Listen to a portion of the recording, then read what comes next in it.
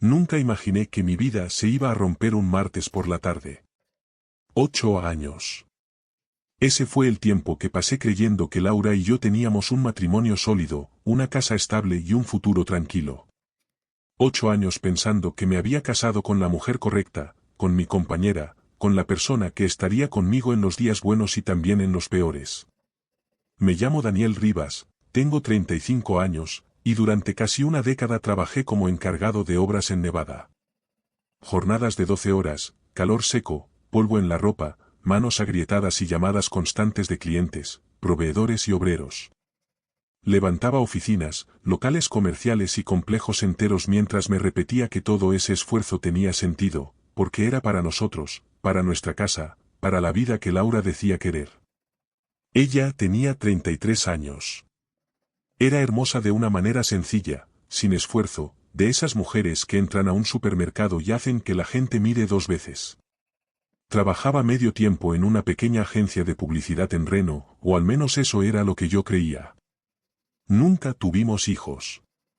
Cada vez que yo tocaba el tema, ella me decía lo mismo: todavía no estoy lista, Daniel. Quizá el año que viene. Y el año que viene se convirtió en otro año, y luego en otro más. Al final dejé de insistir. Me dije que no quería presionarla, que cada pareja tiene su ritmo, que el amor también es esperar. Ahora, cuando miro hacia atrás, me doy cuenta de que las señales estaban ahí. No llegaron de golpe. Fueron entrando poco a poco, como una gotera pequeña que uno ignora hasta que el techo se cae encima. Laura empezó a dejar el teléfono boca abajo durante la cena. Se levantaba para contestar mensajes en otra habitación.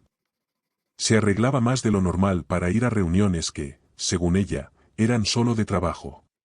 De pronto descubrió un interés enorme por clases de yoga que terminaban tarde, cenas con compañeras y proyectos urgentes que aparecían justo los fines de semana. En la cama, si yo intentaba acercarme, ella se giraba hacia el otro lado. No discutía. No gritaba. Solo se alejaba. Y eso era peor, porque la distancia silenciosa duele de una forma que no sabes explicar. Yo estaba tan cansado, tan metido en el trabajo, que decidí creer que era una etapa. Los matrimonios se enfrían, pensé. La rutina pesa. La gente cambia. Yo estaba construyendo nuestro futuro, mientras ella construía algo que yo no podía ver. Ese martes, una tormenta fuerte llegó antes de lo previsto y dejó la obra en condiciones imposibles. El terreno se llenó de barro, las máquinas no podían moverse bien y mi capataz mandó a todos a casa poco después de las 3. Lo normal habría sido llamar a Laura para avisarle que llegaría temprano, pero no lo hice. Quise sorprenderla. Pensé que tal vez podíamos salir a cenar, pedir algo bueno, hablar como antes. Durante el camino incluso imaginé que quizá esa tarde podía ser el comienzo de algo mejor. Cuando llegué, su coche estaba en la entrada, así que sabía que estaba en casa. Abrí la puerta y la llamé. Nadie respondió. La casa estaba demasiado tranquila. La cocina estaba limpia, como siempre, pero había algo extraño: su portátil estaba abierto sobre la encimera. Laura era cuidadosa con sus cosas. Nunca dejaba el ordenador abierto, mucho menos sin bloquear. Me acerqué sin pensar demasiado. Entonces apareció una notificación en la pantalla. El contacto decía solo "D", acompañado de un corazón rojo. Antes de leer el mensaje, ya sentí un golpe en el estómago. La vista se me nubló un segundo. El mensaje decía: "No puedo esperar al sábado, en tu casa o en la mía". Me quedé mirando esas palabras como si no fueran reales. Como si fueran parte de una broma cruel que alguien había puesto ahí para probar mi paciencia. Toqué el panel del portátil con los dedos temblando. No estaba bloqueado. La conversación se abrió, y en cuestión de segundos mi vida dejó de ser la misma. Había meses de mensajes. Meses de coqueteos.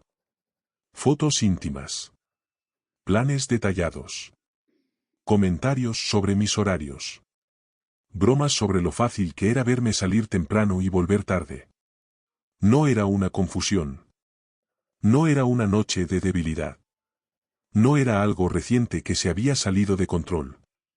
Era una relación organizada, repetida, cómoda. Laura llevaba una doble vida mientras yo trabajaba hasta quedar vacío. Vi fotos que nunca debí ver. Laura con ropa que yo jamás había visto en nuestra habitación. Frases que nunca me decía a mí. Promesas que no eran para su esposo.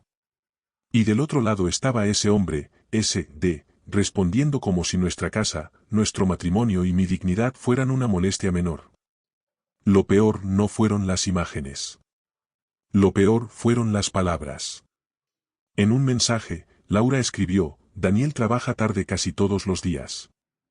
No sospecha nada. Podríamos seguir así durante años. Sentí que algo dentro de mí se quebraba sin hacer ruido. En ese momento oí abrirse la puerta del garaje. Laura estaba entrando. Cerré el portátil despacio y caminé hacia la sala. Mi cabeza iba a toda velocidad. ¿Debía enfrentarla? ¿Debía fingir que no había visto nada? ¿Debía hacer una maleta e irme? No tenía un plan. Solo tenía el pecho apretado y una rabia que todavía no sabía usar. La puerta se abrió y Laura entró cargando bolsas del supermercado. Venía tarareando, tranquila, casi feliz. Se veía radiante, con una luz en la cara que hacía mucho tiempo no veía dirigida a mí. Llegaste temprano, dijo sin mirarme demasiado, mientras caminaba hacia la cocina. La tormenta paró la obra, respondí. Mi voz sonó rara, como si no me perteneciera. Ah, bueno. Compré cosas para la cena. Pensé en preparar salmón, y vi los mensajes. Laura, la interrumpí. El silencio cayó de golpe. Las bolsas tocaron la encimera con un sonido suave. Ella se giró despacio. Yo esperaba ver miedo, vergüenza, lágrimas, una disculpa, cualquier señal de que todavía reconocía el daño que había hecho. Pero no vi nada de eso. Su rostro se puso duro. Frío. Casi preparado. Entonces ya lo sabes, dijo cruzándose de brazos. ¿Y qué piensas hacer? Me quedé mirándola sin entender. ¿Eso es todo?, pregunté. Después de 8 años, ¿eso es todo lo que tienes que decir? Laura apoyó la espalda contra la encimera y respiró como si yo fuera quien estaba complicando las cosas. Daniel, no hagamos esto más dramático de lo necesario. Si quieres gritar, grita. Si quieres hacerte la víctima, hazlo. Pero déjame explicarte cómo van a ser las cosas. Esa calma me dio más miedo que cualquier grito. No era una mujer sorprendida. No era una esposa arrepentida. Era alguien que ya había pensado en la conversación antes de que yo la descubriera. Si intentas divorciarte de mí, continuó, perderás mucho más de lo que crees. La casa está a nombre de los dos. Las cuentas también. Todo lo que has ganado durante el matrimonio se va a dividir. Y como yo trabajo medio tiempo, probablemente tendrás que ayudarme económicamente durante un tiempo. Ya hablé con un abogado. Sentí la boca seca. ¿Hablaste con un abogado? Claro que sí, respondió. No soy tonta. Si quieres convertir esto en una guerra, puedo alargar el proceso hasta que gastes lo que no tienes. Abogados, audiencias, papeles, retrasos. Tú sabes trabajar con cemento y acero, Daniel. Pero yo sé sobrevivir. Cada palabra era una piedra cayendo sobre mí. Mientras yo hacía horas extra para pagar facturas, ella estaba preparando una salida que le permitiera destruirme sin perder comodidad. Laura, somos esposos, dije. Construimos una vida juntos, ¿cómo puedes hablar así? Ella me miró sin pestañear. Porque ya no estamos hablando de amor. Estamos hablando de realidad. Luego dio un paso hacia mí. Y más te vale mantener la calma. Si levantas la voz, si me amenazas, si haces cualquier cosa que pueda usar en tu contra, lo voy a grabar. No voy a permitir que me arruines la vida porque no sabes aceptar lo que pasa. Entonces lo entendí. No solo me había traicionado. También me había medido. Había calculado mi reacción. Había preparado defensas para cada posible movimiento mío. ¿Quién es él?, pregunté, aunque ya no estaba seguro de querer saberlo. Se llama Diego, respondió. Así que eso significaba la de Diego. Un nombre real. Un hombre real. Alguien que no era una sombra en un teléfono, sino una persona que había entrado en mi matrimonio mientras yo estaba trabajando. No voy a dejar de verlo, dijo Laura. Quiero que eso quede claro desde ahora. Puedes aceptarlo o puedes irte. Pero no voy a parar. ¿Aceptarlo?, repetí. La palabra me ardió en la garganta. Vendrá el sábado por la noche, dijo como si hablara de una entrega de comida. Y después probablemente otros días también. Tú puedes salir, quedarte en la sala, dormir en la habitación de invitados. Me da igual. Pero esto va a pasar. De una de las bolsas sacó una botella de vino. Compré el que le gusta. Usé la cuenta conjunta. No pensé que fuera un problema. Me quedé quieto. No por debilidad, sino porque cualquier movimiento podía romperme. Ella no estaba pidiendo perdón. No estaba confundida. No estaba tratando de salvar nada. Me estaba informando de mi nueva posición en una vida que yo mismo había pagado. ¿Por qué?, logré preguntar. Laura abrió la botella con calma. Porque Diego me hace sentir viva. Tú me das estabilidad. Bebió un sorbo antes de continuar. Contigo tengo una casa, seguridad, rutina. Con él tengo emoción. No quiero perder ninguna de las dos cosas. Me miró como si su explicación fuera razonable. Tú eres práctico. Deberías entenderlo. Esa noche. Dormí en el sofá por primera vez desde que nos casamos. Laura subió a nuestra habitación. Probablemente le escribió a Diego, quizá le contó cómo me había dejado sin palabras. Yo me quedé mirando el techo hasta que amaneció. Sentía rabia, humillación y una frialdad nueva creciendo dentro de mí. Algo se estaba formando en mi pecho. No era un plan. Todavía no. Era una certeza, la vida que yo conocía se había terminado. Los días siguientes fueron extraños. Iba al trabajo, hablaba con obreros, revisaba planos, resolvía problemas, firmaba documentos, pero por dentro me sentía desconectado de todo. Era como mirar mi propia vida desde afuera. Laura, en cambio, actuaba con una normalidad insoportable. Preparaba café. Me preguntaba si había dormido bien. Me recordaba que debía recoger ropa de la tintorería. Esa tranquilidad me parecía una burla. Había destruido nuestro matrimonio y luego había vuelto a la rutina como si solo hubiera cambiado la decoración de la sala. El viernes por la noche, durante la cena, volvió a mencionarlo. Mañana es sábado, dijo cortando la comida con cuidado. Diego llegará sobre las 7. Deberías hacer planes. Dejé el tenedor sobre el plato. ¿Cuánto tiempo llevas con él? 6 meses, respondió. Luego pensó un segundo. Quizá 7. No había culpa en su voz. ¿Y de verdad crees que puedo vivir así?, pregunté. ¿Qué voy a salir de mi propia casa para que otro hombre suba a mi habitación? Laura se limpió la boca con la servilleta. Creo que eres lo bastante inteligente para entender tus opciones. Un divorcio te costará dinero, tiempo y tranquilidad. Si haces esto difícil, los dos vamos a perder. Si lo aceptas, tú conservas la casa, tu trabajo y tu rutina. Yo consigo lo que me falta. ¿Y qué hay de lo que me falta a mí? Ella me miró con cansancio, como si mi pregunta fuera infantil. Tú tienes lo que siempre quisiste. Estabilidad.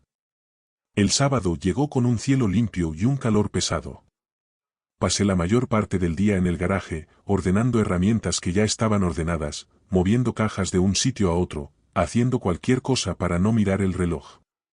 A las 6:30, Laura apareció con un vestido azul oscuro que yo le había comprado 2 aniversarios atrás.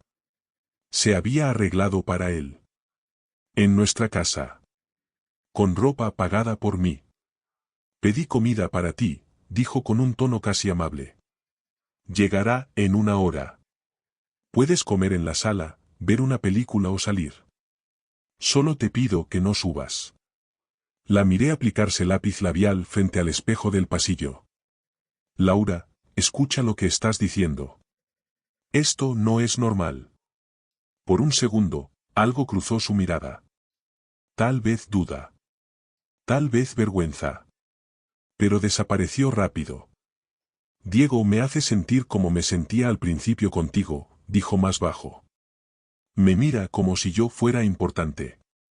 Me toca como si me deseara.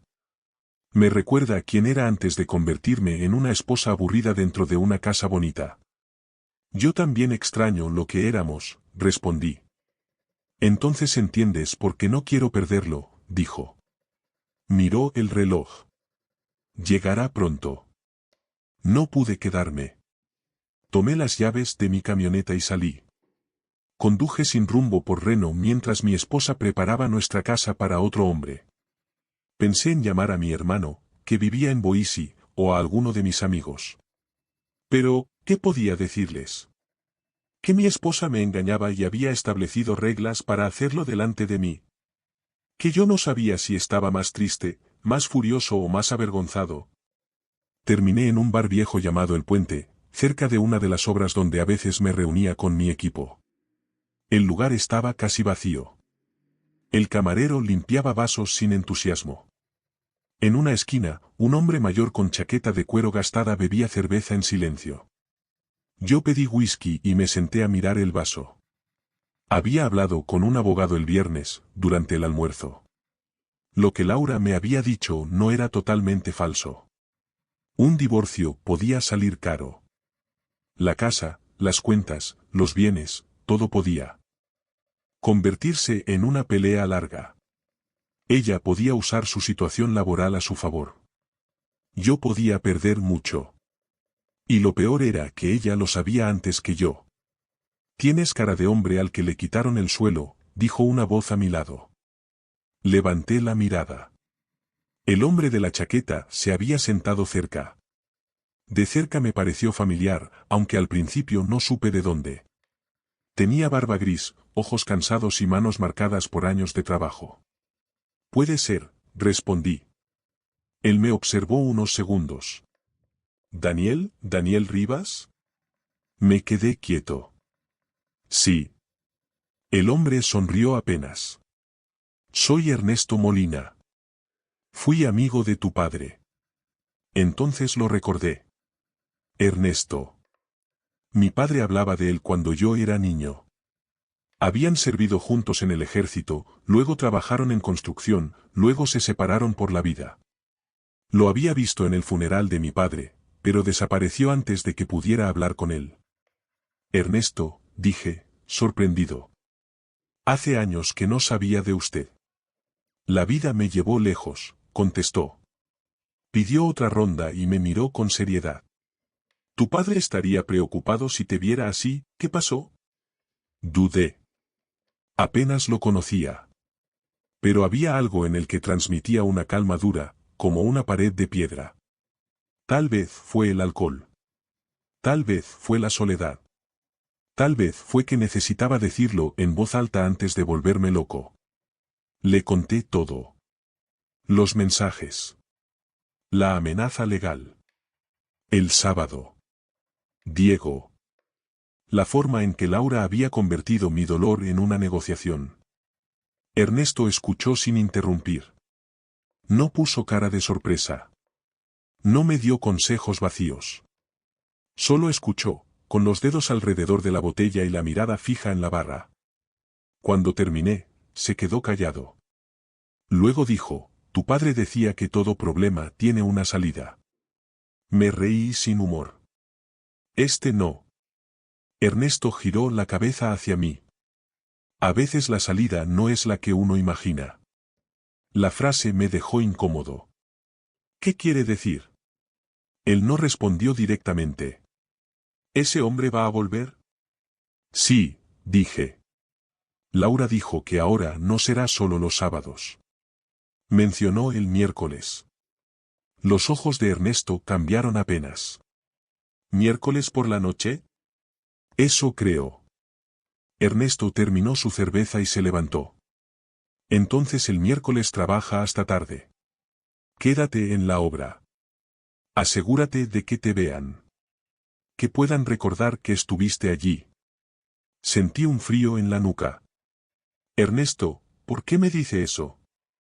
Él se puso la chaqueta. Tu padre me salvó la vida una vez.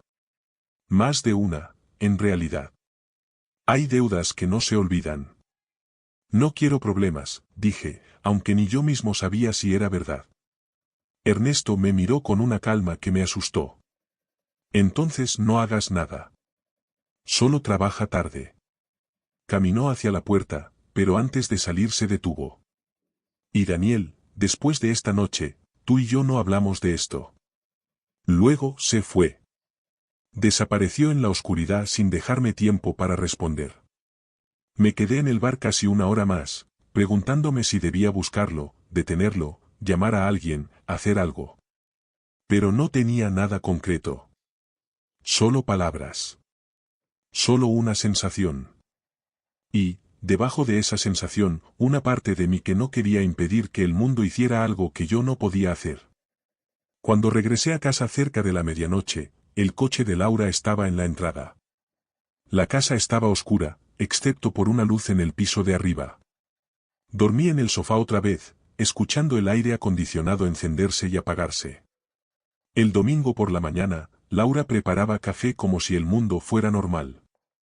Se veía descansada, casi feliz. Buenos días, dijo. ¿Hay café?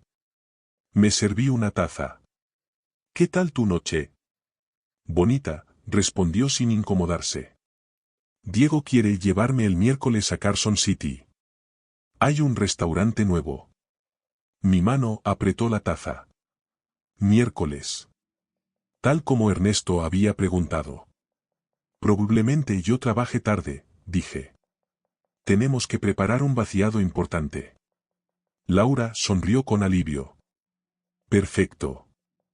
Así todos tenemos espacio. El lunes llamé a mi hermano en Boise. Hacía meses me insistía para que fuera a visitarlo, y de pronto acepté. Compré un boleto para el jueves siguiente, reservé hotel y organicé un fin de semana largo. No. Sabía exactamente por qué lo hacía. O sí lo sabía, pero no quería decirlo. Necesitaba un rastro. Un lugar. Recibos. Cámaras. Personas que pudieran decir dónde estaba. El martes fue interminable. Revisé el teléfono muchas veces, esperando un mensaje de Ernesto. No llegó nada. Por momentos pensé que tal vez había malinterpretado todo, que solo era un viejo hablando raro en un bar. El miércoles por la mañana, Laura canturreaba en la ducha. Sobre la cama había un vestido nuevo y una bolsa con lencería todavía etiquetada. A través de la puerta la escuché hablar por teléfono. A las 7:30 está bien. Daniel no vuelve hasta tarde. Salí hacia la obra con el estómago cerrado. Durante todo el día trabajé más de lo necesario. Revisé materiales, ayudé con maquinaria, firmé entregas, hablé con todos. Mi capataz, Luis, me dijo que parecía demasiado concentrado. Quiero dejar todo listo, respondí.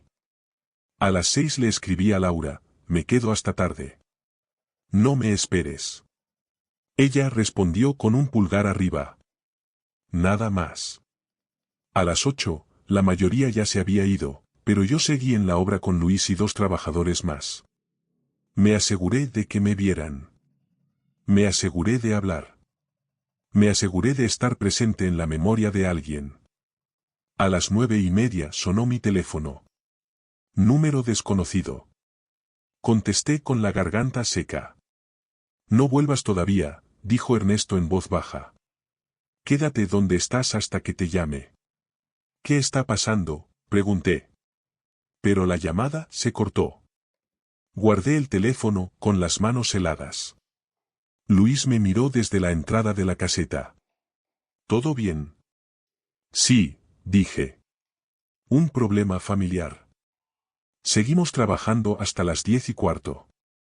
Cerré la caseta, revisé el portón y me senté dentro de mi camioneta en el estacionamiento vacío. La ciudad brillaba a lo lejos. La noche estaba clara. Yo solo podía escuchar mi respiración. A las 10:47, el teléfono volvió a sonar. Ya puedes volver, dijo Ernesto. Actúa como si no supieras nada. Ernesto, ¿qué hizo?, pregunté, pero la línea ya estaba muerta. El camino a casa duró poco, pero yo sentí que nunca terminaba. Al entrar en mi calle, vi luces rojas y azules reflejándose en las ventanas de los vecinos. Patrullas. Una ambulancia. Cinta policial frente a mi casa.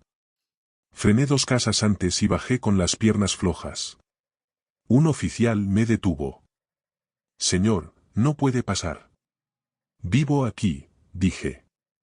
Es mi casa. Su rostro cambió. Me pidió el nombre. Daniel Rivas, respondí.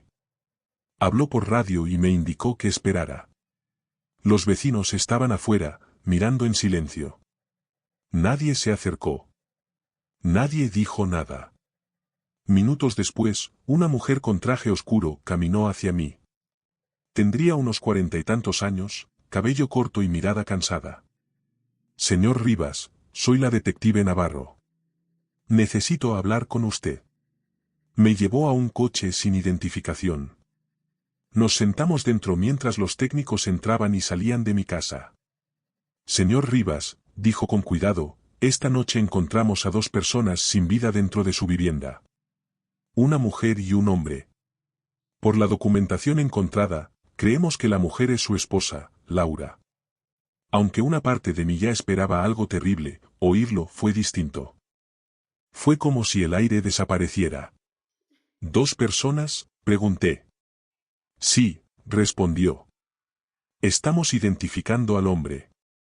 Un vecino llamó al 911 después de escuchar detonaciones alrededor de las 9:15. 9:15. Ernesto me había llamado a las 9:30. La detective me observó con atención. Necesito saber dónde estuvo usted esta noche entre las 8 y las 10. En la obra, respondí. Me quedé trabajando con mi capataz y 2 hombres más. Salimos después de las 10. Ella lo anotó. Tendremos que comprobarlo, ¿tiene armas en casa? No, ¿había tenido problemas recientes con su esposa? Cerré los ojos un segundo. Mentir habría sido peor. Sí, dije. Ella estaba con otro hombre. Yo lo descubrí hace unos días. La detective no pareció sorprendida. Tendrá que acompañarnos para dar una declaración completa. La comisaría a medianoche parecía un lugar fuera del tiempo. Luces blancas, olor a café viejo, sillas incómodas y el sonido lejano de teléfonos. La detective Navarro y su compañero, el detective Salas, me llevaron a una sala pequeña. Encendieron una grabadora y me pidieron que empezara desde el principio.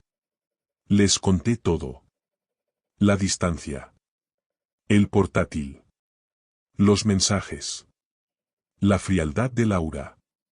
Sus amenazas. Sus reglas. La humillación de saber que otro hombre iba a entrar en mi casa mientras yo debía apartarme. No escondí que estaba furioso. No fingí ser un santo. Les dije que me sentía atrapado, avergonzado, desesperado. Entonces tenía motivo para querer hacerles daño, dijo Salas. Tenía motivo para estar destruido, respondí. Pero no hice nada. Verificaron mi coartada esa misma noche. Luis y los otros trabajadores confirmaron que estuve en la obra. Las cámaras de seguridad mostraban mi camioneta. Las señales del teléfono coincidían. La línea de tiempo era clara. Yo no podía haber estado en casa cuando ocurrió la tragedia. Pero aún así siguieron preguntando. ¿Contrató a alguien? No, alguien pudo hacerlo por usted. Pensé en Ernesto. Pensé en mi padre. Pensé en aquella frase sobre las deudas que no se olvidan. No lo sé, pude haber dicho. Pero dije, no, buscaron a Ernesto Molina.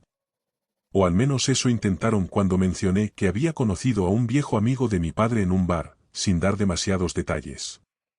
No encontraron casi nada. Ninguna dirección actual. Ningún teléfono activo. Ningún perfil. Ningún registro reciente. Era como si hubiera aprendido a vivir fuera de todos los lugares donde la gente deja huella. Me dejaron salir al amanecer con la orden de no abandonar la ciudad mientras avanzaba la investigación. No pude volver a dormir en mi casa. La cinta ya no estaba, pero para mí ese lugar había dejado de existir. Pasé las primeras noches en un motel barato, mirando el techo, esperando que alguien llamara a la puerta. La investigación siguió durante semanas. No apareció un arma. No hubo huellas útiles. No encontraron una entrada forzada. Diego resultó ser un agente inmobiliario con buena reputación, familia rota y secretos que ya no podían defenderlo. La familia de Laura me culpó desde el primer día, aunque la policía no pudo sostener nada contra mí.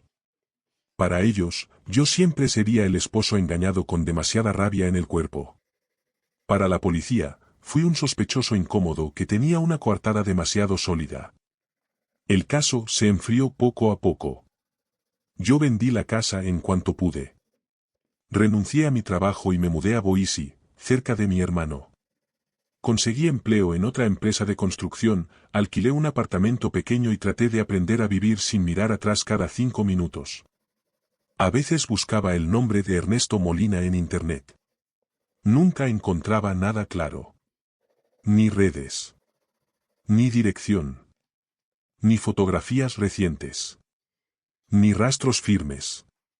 Mi padre había hablado de él durante años, pero aquel hombre parecía existir solo cuando quería ser encontrado. 6 meses después, una noche, estaba solo en un bar de Boise. Levanté mi vaso hacia una silla vacía y susurré, gracias. Nadie respondió. Pero por alguna razón sentí que, en algún lugar, Ernesto lo había escuchado. Nunca intenté encontrarlo de verdad. Hay preguntas que abren puertas que uno no debe tocar. Hay deudas que se pagan sin recibos. Y hay fantasmas que caminan entre los vivos solo el tiempo suficiente para saldar una promesa antigua. Laura tuvo razón en algo. Todo problema tiene una salida. Lo que nunca imaginó fue que la salida no vendría de mí, sino de un hombre que le debía la vida a mi padre y que no aparecía en ningún registro cuando alguien intentaba buscarlo. Antes de irme de Reno, tiré lo último que quedaba de ella, la bolsa con la lencería que había comprado para Diego. Las etiquetas seguían puestas. Cerré el contenedor, subí a mi camioneta y no volví a mirar la casa. Algunas historias no terminan con justicia. Terminan con silencio. Y a veces, ese silencio es lo único que queda para poder seguir respirando. Si esta historia te mantuvo escuchando hasta el final, dime en los comentarios qué habrías hecho tú en mi lugar. ¿Habrías enfrentado todo de frente, o habrías dejado que el destino siguiera su propio camino? No olvides darle me gusta al vídeo, suscribirte al canal y activar la campanita para no perderte la próxima historia.